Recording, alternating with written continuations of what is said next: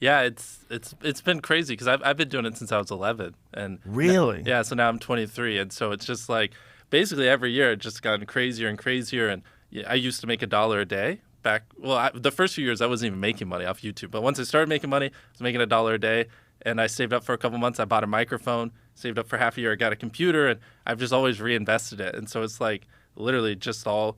I mean, I was like as awkward as they came. No money, no nothing, and I just basically just obsessed over YouTube every day for a decade. Are your first episodes available? The 11 when you were 11 years old?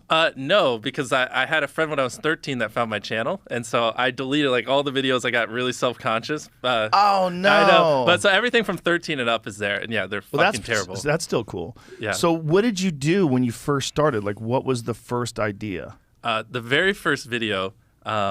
Weirdly enough, I played this stupid game and some hacker like killed my base when I was 11, and so I uploaded it, and my first video got 20,000 views like instantly because it was like all the people that played the game was like, oh shit, you can hack in this game. It's a game called Battle Pirates. I guarantee you no one listening. What is it called? Battle Pirates. No one here has ever heard of it. Battle Card? Battle Pirates. It was, Battle Pirates. Yeah, it was a really small game, but I uploaded that and I got 20,000 views. And that was probably the best thing that could have ever happened to me because then I was hooked from day one. Literally, like most people, it takes hundreds of videos before you get like one view. And somehow the very first video I uploaded at 11 got like 20,000 views.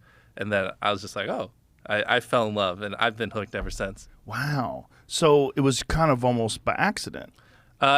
Essentially, yeah. It was that, and then because this was way before YouTube was even a thing. Like, Right. you know, no one was really a YouTuber. Hardly anyone made money. When did YouTube first get? When did it launch? Like 2006 or whatever. Yeah, YouTube was a 6, 7. thing, but like the partner program wasn't really a thing. No one Right. was making money. Right. And it was definitely back before it was cool. Like when I was doing YouTube when I was 14 and 15, like it now, you know, it's cool if you want to be a YouTuber in high school or middle Yeah. school. Back then, like no one gave a fuck. You know what I mean? It was like you're just worried they would try to play your videos in class or make fun of you or stuff like that for it. So, but how did it evolve to what it is now? Was it a vision? Was it a slow, sort of a gradual increase in numbers? And Yeah, I mean, it's about as slow as it gets. I mean, so like when I was a young teenager, I was getting no views, had no money, had no equipment. And so for the most part, it was just like I was just trying to scrounge money so I could buy equipment because I was using my brother's old laptop. And so like my first couple hundred videos, I didn't have a microphone. Like imagine just like crackly, terrible voice. And so once I got monetized, I saved up for a few months. Like I told you, I bought a microphone. I can just give you a mile high history. And I saved up for like 6 months. I mean, I was just doing video game videos, and they were terrible. But I saved up. I got a real computer. So now I could actually record the video game in high quality. I have a microphone. I'm like 15. And I just kept going and going. I'm trying to figure out like what are some of like the hot spots. Like I essentially... Up until 18, I had been doing YouTube pretty religiously, but I was making no money. Like this is kind of the turning point was when I graduated from high school. And my whole life, I was like, I want to be making enough money by the time I graduated to do this full time.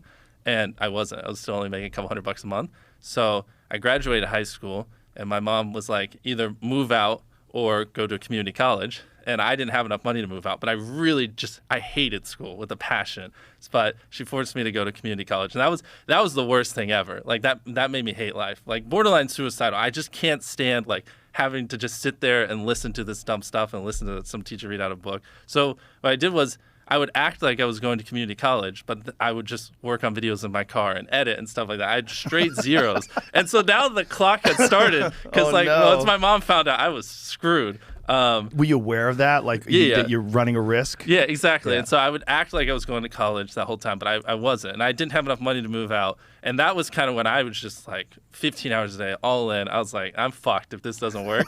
And I had some videos pop off. I couldn't tell you which ones, but I had a month where I made 20 grand because I just had some videos just do really, really well. And then I came home and I was like, I haven't been going to college, and I moved out the next day. My mom almost had a heart attack because she doesn't understand YouTube or anything back then, and she was like, man, this guy's gonna work at McDonald's. I wasted all this time. Like I invested 18 years, and this is what I get. Where were you living? What part of the country? North Carolina. That's where I've lived almost my whole life. And so, how does she feel now? Oh, she's great. Is she like she's beyond flabbergasted? happy. Yeah, she loves it. Put her in front of her friends. She loves talking about it. She's I great. always knew little Jimmy was gonna be a success. No, she doesn't try to hide it. We would fight all the time. Even in high school, like, I never once studied. I literally wouldn't even take my books home. Like I legit don't think I studied once all of high school at my house. And so we would fight a lot. I didn't have the best grades.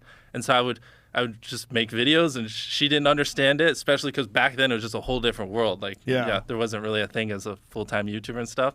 And so it was a lot of arguments, a lot of drama, but it ended up working out. She's happy. The thing is, it's like nobody saw this coming, right? So you can't blame her. Oh, dude, especially me in like the middle of North Carolina in a small town. I had like horrible acne. I'm especially back then, really awkward. It's like no one, like people would have bet $1 million that I wouldn't be a YouTuber. You know, it makes no sense. But I just like, I have, hyper obsession, and I love this. And, you give it enough time, anyone can solve it. Well, there's a lesson in that for people, really. Like, to just, if you do have a hyper obsession to something, there's a lot of people that think that because they're bad at school or because they're not interested in school, that they're destined to be a loser. Yeah. And that's not true. You can, the problem is school is too rigid. Like regular public school system, sit down, underpaid teacher, disinterested, not really connected with the work. You're not connected with it. You just can't wait to go home and do what you like to do. Exactly. And you get this thought in your head like, oh my God, I'm going to be a loser. I mean, that's how I was when I was in high school. I thought I was going to be a loser. Well, and you take it a step further, because I thought, especially if you're like extremely passionate about something at a young age, where most kids aren't, then it's more exacerbated that it's like, I didn't talk to anyone. I hardly had any friends because I was so obsessed with YouTube. As back then, just no one cared. So it's like I thought I was just like, just didn't even know how to speak. Like literally, I just couldn't hold a conversation with a single person because people would just tell me all you talk about is YouTube, and I would try to talk about something else. But back then, I was so hyper obsessed, I literally just didn't know how to. But what were you obsessed about? Were you obsessed about other channels, your channel? Everything from like learning how to editing, the pacing of the videos, like ideas, what's going viral, what's trending, what's hot. Especially back then, I had no idea what worked. I mean, I had to like self-teach myself everything, even frame rate on cameras, coloring of the video, just stuff like that. And how did you learn? Did you learn from YouTube? Yeah, well, so like YouTube videos and tutorials or something? Most of my growth came actually after I graduated high school. Basically what I did was I somehow found these other like 4 lunatics. 3 of us were college dropouts, 1 was a high school dropout, and 1, I don't know, he just like quit his job. We were all super small YouTubers, and we basically talked every day for 1,000 days in a row and did nothing but just like hyper study, like what makes a good video, what makes a good thumbnail, what's good pacing, like how to go viral. And we just call it like daily masterminds. We would just get on Skype every morning, and like some days like I'd get on Skype at 7 a.m. and I'd be in the call until like 10 p.m. and then I'd go to bed, I'd wake up and I'd do it again.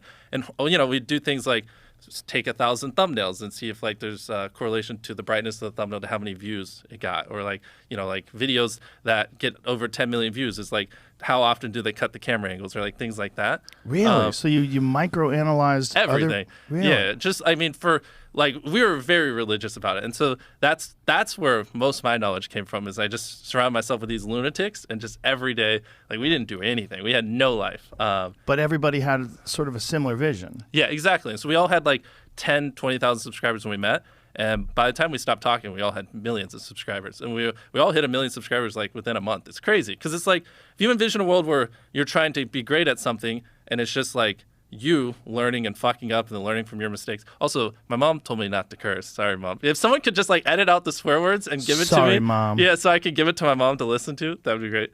But like, you mess up, you learn from your mistake, you mess up, you learn from your mistake. You in 2 years, might have learned from 20 mistakes. Or if you have like 4 other people who are also messing up, and when they learn from the mistake, they teach you what they learn, stuff like that. Hypothetically, you 2 years down the road have learned like 5 times more of the amount of stuff. So it just like helps you grow exponentially way quicker, if that makes any sense. It does. It does. So but it's interesting that you thought about it that way in sort of a systematic approach. Like exactly. So it's not dumb luck. No. I mean, it was like they say 10,000 hours in math or something. We probably put in like 40, 50,000 hours. I mean, we're talking like every day, all day, like literally nothing. We had no friends outside of the group. That was your life. And I'm actually rereading that book right now, that Malcolm Gladwell book, Outliers, that talks about that 10,000 hours principle. It totally applies to what you did. 100%. I mean, like it sounds like you were just all day, every day, and which makes sense. And what do you have now? 90 million subscribers? Well, we across everything, we're closing in on 200 million subscribers. Jeez!